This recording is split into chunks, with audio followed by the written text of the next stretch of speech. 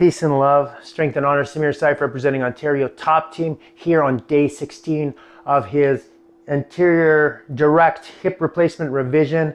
And folks, I can't tell you enough how much I am improving on movement. I won't go too crazy, but I can feel, I can move. I did a 5K walk.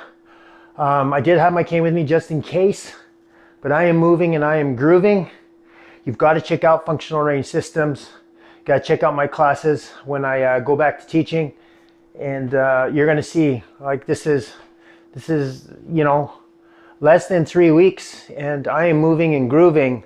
And there's a reason, because of the systematic approach that we're taking. So please take the time, watch the video. I have some advice, as I believe I am somewhat of an expert of this being my third hip replacement, right? So I've had a left, and now this is my second one on my right hip. So that's 3 hip replacements, and you're gonna see some magic if you follow some of the principles here today. So watch the video. I look forward to your comments. And I've got really good, I believe, control with my right hip, and I've been working a lot on hip flexion. So just reflecting on healing last time, I tried to gain flexion first and foremost, and then internal rotation. So if you're looking at healing your hip, I found the better the flexion, everything else came. And this is my third hip surgery, so I am a bit of an expert. And then internal rotation, and I was doing all kind of internal rotation stuff off the couch, but I was giving myself little tasks now of control. So trying to get, and I am leaning, but this is progression, and I will work towards breaking down the leaning. But I still think it's pretty good to get that connection, just afference training. So that's my flexion, holding it up, and then tiny bit of, there's that internal rotation, and then coming back down. So I find challenges have been helping me. And I've been doing that, and I'll start to raise the height as I gain more control. I do these. So I do everything, if you've been following, for 4 sets of 10. And then what I do here is I try to catch it, or I rest it. So I just don't go like boom and then drop it.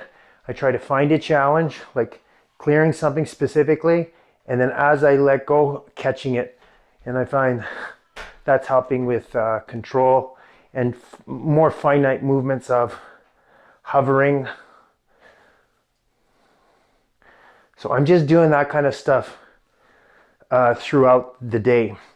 And if you've been following my hip cars, I still like to do it with some support here, trying to stay upright. But this is coming along very nicely. And that bend, now you can see it's past 90, I think it was here. So I've got much more pull, still tight. And getting that internal rotation along with that abduction. So much improved.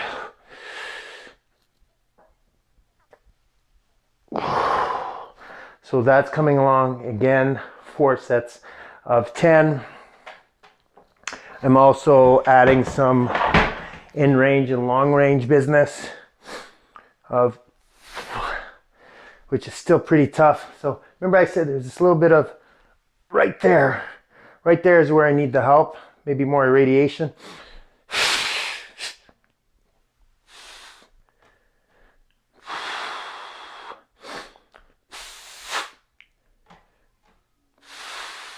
There we go. Again, 4 sets, 10 reps. I'll just keep emphasizing that's just a number I've picked. Allows me to kind of, when I get to 8, 9, and 10, and as it gets easier at 8, 9, and 10, then I increase the challenge. But again, the biggest one for me was trying to to gain more control of the hip without my back and spine being so involved. I know that's one of the key signatures, is trying to keep just right there, that hip isolated. So I am working on that. I have started to try to squat as well.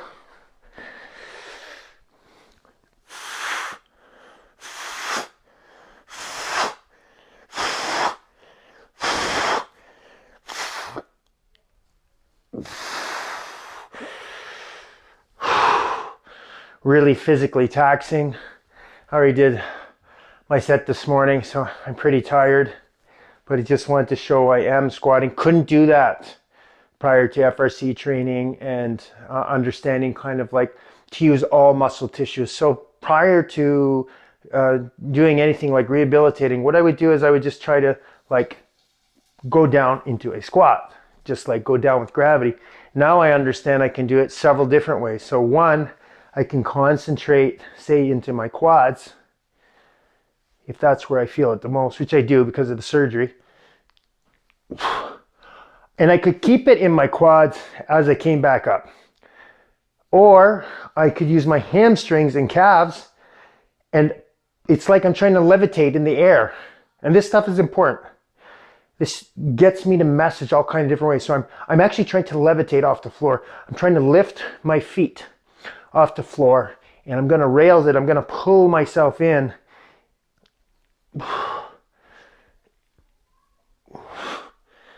Or I could try. So there's just all kind of ways where wherever I feel, if I feel my muscles are lengthened, I try to contract them. I try to make them work. Or if I feel the other side, you know, of the tissue is not working, then I activate that side. So if you're not familiar with pails and rails, it's basically, if I'm trying to stretch, I think the best way was the butterfly. So the way I've been increasing my butterfly, and as you can see, my mobility is increasing. So say I feel the stretch here, okay? So if I was doing rails, I would put a block or something here. I would put my hands here, and I would try to pull towards my hands. Okay, so I'm using this side, but that's not actually where I'm feeling the stretch. I'm feeling the stretch big time here right now. So in the pails, what I would do is I would want whatever I'm stretching to be contracted. And that's what's made the big difference in my therapy, is that understanding. So although I'm feeling the stretch here and it's contracted hardcore, I'm actually pushing against my hands as I continue to stretch. And that's pails. So I'm contracting the muscle that I feel is in the stretch. So generally, if you've been watching, like, this is already a great improvement. Now, the one thing I can say in my hip rehabilitation, a mistake, and I feel it was a grave mistake, was what I did was forward bending with straight knees. And not necessarily because I have sciatica, but I mean, I guess you could activate your sciatica by trying to straighten out your knees and bend forward too much.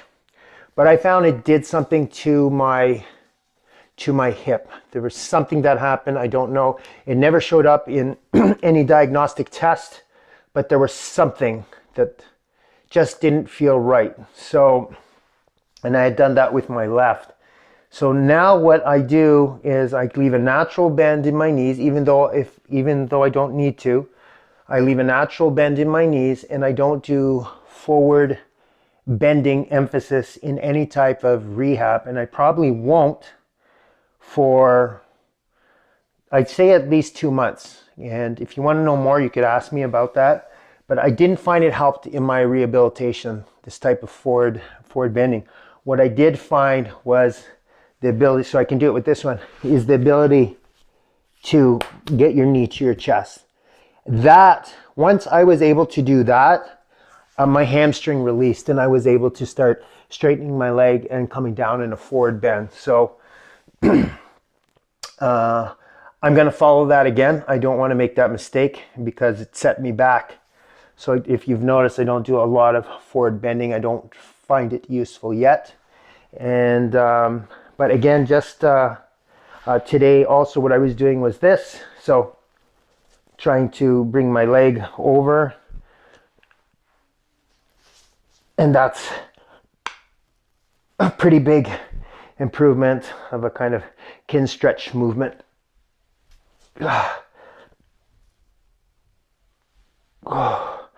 So I was doing that this morning. So I did a lot of work this morning. And I did do my 5K walk. So I am pretty tired, but I have made some big gains, and I did the squatting, and I'm starting to set up challenges. And the other thing I did do before I end this video is I'm just experimenting over here and putting my leg back, and between doing some passive stretching, which I'll do some more tonight, just stretching it out this way, I have been trying to do little circles here, trying to find that little gap of weakness that I have. And it's working because I am getting stronger in lifting my leg now, in abducting away and moving it. And I think tomorrow I'm going to try to go on the bike. So I'm making huge progress. So my advice to anyone rehabilitating their hip is to make sure that they're jumping back and forth between like some static stretching, like some passive stretching, and some isometric stretching, but to stay relatively safe with the pails. The pails has been the way to go. So because I think sometimes we are inclined to yank ourselves or pull ourselves and bend our spine too deep into a stretch too soon, where the pails really kind of allows you to control where you're gonna, how far you're gonna take it, and you can really tell by the discomfort or pain. But as you can see, oh yeah, I'm coming back, baby, and I'm coming back strong. Peace and love, strength and honor. Samir Saif representing Ontario Top Team here out of his house. Pow!